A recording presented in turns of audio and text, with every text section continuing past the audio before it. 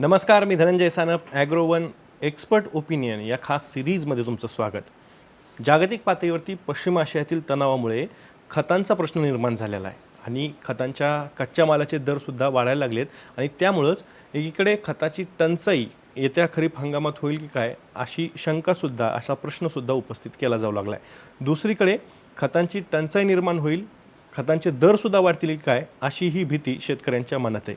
या सगळ्या पार्श्वभूमीवरती खतांच्या बाबत नेमकं जागतिक पातळीवरती काय घडतंय, देशांतर्गत खताचा साठा किती आहे, खरीपासाठी पुरेसा साठा देशात उपलब्ध आहे का, धोरणात्मक पातळीवरती काही निर्णय सरकारच्या पातळीवर घेणं आवश्यक आहे का, या सगळ्या विषयावरती बोलण्यासाठी आज आपल्यासोबत आहेत हिंदुस्तान गम अँड केमिकल प्रायव्हेट लिमिटेडचे राज्यप्रमुख सचिन सौदाने.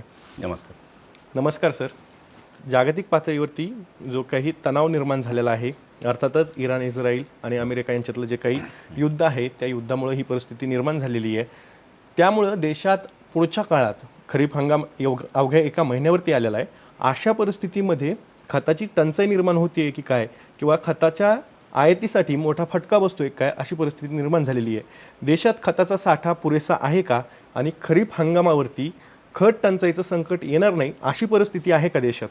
सर्वात प्रथम मी सांगू इच्छितो की आपण जो आहे आपल्या भारत जो देश आहे हा खत निर्मितीमध्ये स्वयंपूर्ण असा नाही आहे. बराचसा जो आपला खत निर्मिती आहे, सर्वात मोठा जो त्यामधला जो घटक आहे नायट्रोजन, याच्यामध्ये नायट्रोजन आणि फॉस्फरस, पोटॅश तिन्ही हे जे आपण ज्यांना मुख्य जे मूलभूत खतं म्हणतो, तर ह्याच्यामध्ये आपण सर्वच बाबतीमध्ये आपण बाहेरच्या इंडस्ट्रीवर अवलंबून आहे.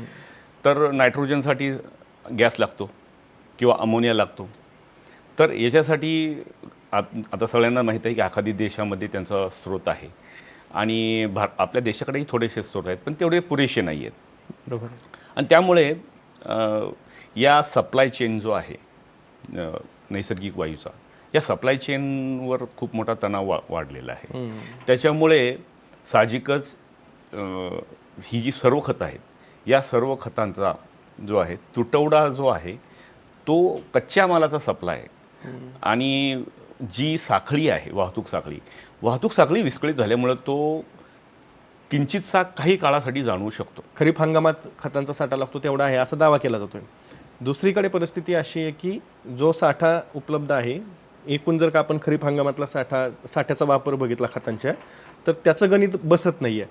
मग युरियाची उपलब्धता देशात पुरेपूर आहे का? साधारणतः जर आपण देश पातळीवर बोलायचं झालं तर साधारणतः 350 लाख टनाच्या आसपास युरियाची गरज हा भारत देशाला आहे. आणि 285 लाख टन युरिया हा आपण देशांतर्गतच तयार करतो. बरं. आणि साधारणतः 55 ते 60 लाख टन युरिया आपण इम्पोर्ट करतो.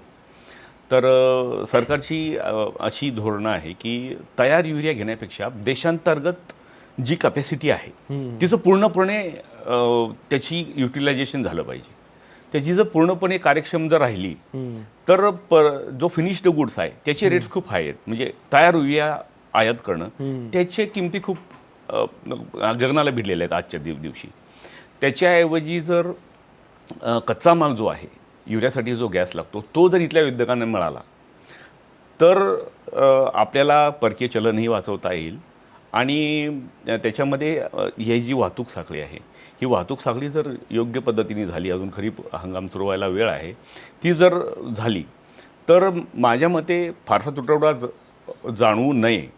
पण हे सिच्युएशन कशावर अवलंबून राहील, जसं मागे आपण बघितलं की गॅस सिलेंडरचं जे मध्ये एक पॅनिक निर्माण झालं, तसं शेतकऱ्यांच्यामध्ये एक पॅनिक निर्माण होण्याची शक्यता आहे. पुढच्या काळात एल निनोचं वर्ष आहे, एकतर आधीच त्याचा एक धोका असणारच आहे. पाऊस कमी पडतोय काय असं वाटतंय. आणि मग ह्या सगळ्या परिस्थितीमध्ये शेतकऱ्यांनी एकूणच खतांचा वापर संतुलित पद्धतीनं करण्यासाठी तुम्ही शेतकऱ्यांना काय आवाहन कराल? तसं आपण जर बघितलं जशी शॉर्टेज असं सिच्युएशन होणार आहे आणि मग अशी संकटामधून संधी हाही विषय जर आपण बोललो, तर ही जी आपण दाणेदार आणि रासायनिक खतं आहेत ही जे टाकली जातात की याचा इम्बॅलन्स जो होतो, तर याचं जे आहे आपण त्याला असं म्हणतो की खतांची कार्यक्षमता, म्हणजे मी 100 किलो खत टाकलं तर ते पिकाला किती मिळालं, हा सर्वात मोठा प्रश्न आहे. बरोबर.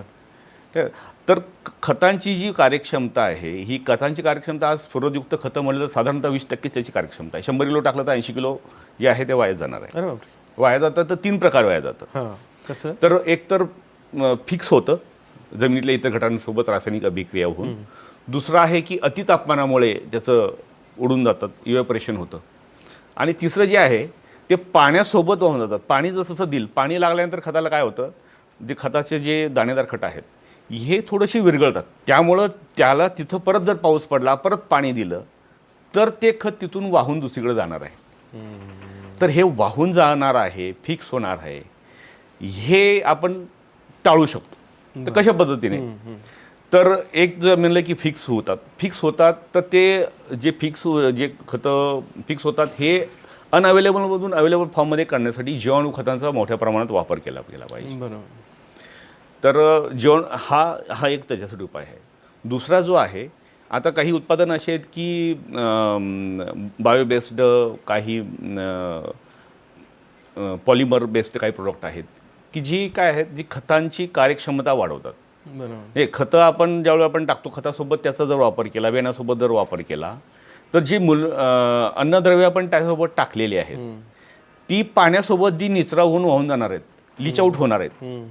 हे लीच आउट नाही होत जाणार, हे आहे तिथं त्याला बॅला बाइंड करून ठेव अच्छा. आणि पिकांच्या मुळांच्या कार्यक्षेत्रामध्ये त्याला ती सांभाळून ठेवतील. आणि ती जी काही उत्पादनं आहेत ही काही जैव आधारित सुपर ॲब्सॉर्बंट आपण म्हणतो, अशी काही उत्पादनांनी जर शेतकऱ्यांनी वापर केला तर त्याच्यामधून जो आहे त्याच्यामधून ते एक तर मुळात ते सुद्धा खाद्य आहे. बरोबर. ते जमीन खराब करणार नाही आणि ते तुमचं खतांची कार्यक्षमता जी आहे ती कार्यक्षमता वाढवणार आहे. कोणत्या पिकांना सर्वाधिक फटका युरिया टंचाईचा किंवा तुटवड्याचा बसू शकतो? साधारणतः जी तृणधान्य आहेत, धान आहे, मका आहे, ऊस आहे आणि पाठोपाठ हे एक द्विदल पीक म्हणजे कापूस, या पिकांना सर्वात जास्त युरिया टंचाईचा भास आहे. ज्या मानाने सोयाबीन, मूग, उडीद हे जी काही पिकं आहेत द्विदल वर्गातली, यांच्या मुळांमध्येच रायझोबियम हा जीवाणू असल्यामुळे ते निसर्गामधलाच नायट्रोजन ते ऑब्झर्व करतात. त्यामुळं या पिकांना फटका कमी बसेल, या पिकांना जास्त फटका बसेल. मी म्हटलं तसं तृणधान्य आणि ऊस. अच्छा. खत उद्योगामध्ये नेमकं काय घडतंय सध्या? जागतिक पातळीवरती जे काही तणावाची परिस्थिती आहे त्याचा खरीप हंगामात शेतकऱ्यांना फटका बसू शकतो का? नेमकी परिस्थिती काय आहे? त्यासोबतच देशात किती साठा उपलब्ध आहे, देशाची गरज किती असते खरीप हंगामात खतांची, या सगळ्या विषयांबद्दल आपल्यासोबत सविस्तर अशी चर्चा केली. तुम्हाला याबद्दल काय वाटते? तुमची प्रतिक्रिया कमेंटमध्ये नक्की सांगा. सर, तुम्ही वेळ दिलात त्याबद्दल खूप खूप धन्यवाद. नमस्कार.